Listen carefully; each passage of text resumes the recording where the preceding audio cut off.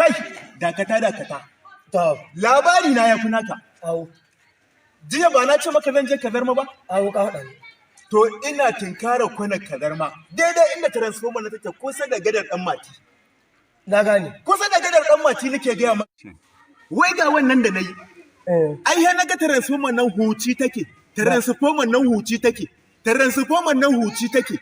Transformer nan huci take. Nike gaya maka. Bulabulan nan suke jajawar. Ta, Kawai nike gaya maka dan sunku ya kai da ne kawai na ga transformer nan tana ci da wuta. Baka. Wutan nan ta ki karewa. Kawai he na ga me ya kamata in yi. au, Saboda ka sai an kyale abin zai iya shafar wasu.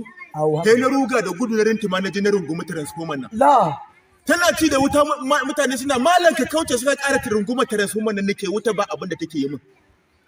Ni ko kokari nake saboda in yi kokarin kwance abubuwan da za su iya amfani zuwa gaba idan an kawo wata transformer tun da wannan za a iya yin hasara ta saboda idan an ɗora wani abin idan ya bada matsala za a iya jonawa a jiki a yi aiki da shi domin maganin irin wannan matsalar ta ƙara tasowa a wani lokaci. la ilaha illallah.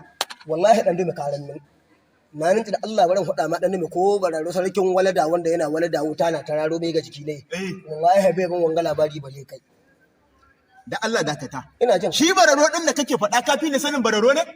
Ni na fi ka sanin bararo, ni zan baka labarin abin mamaki akan bararo. Wanda shi bararo sarkin wulda wanda in yana wulda tsinken wulda sai ya kare yake danna ma yatsan sa wuta ya ci gaba da wulda tsawon sati 3 yana yin wulda ba tare da yatsan nasa ya samu matsala ba ka zo ka gaya min wani zance irin wannan? Kai. Wallahi ni kan malam dan dume an taya tare ka. Na rike da Allah ba haka masa daga baka kana tinka da ƙarya. Kai ba ma da Allah sa jinniya da ƙarfi ba sai wanda su mu daga haka nan. Wallahi sai an jima. Kana nufin dai kariya nake ke. A yi kuna ka sa ana cikin duniya lokaci bai ba. Wallahi ka ga ta tare.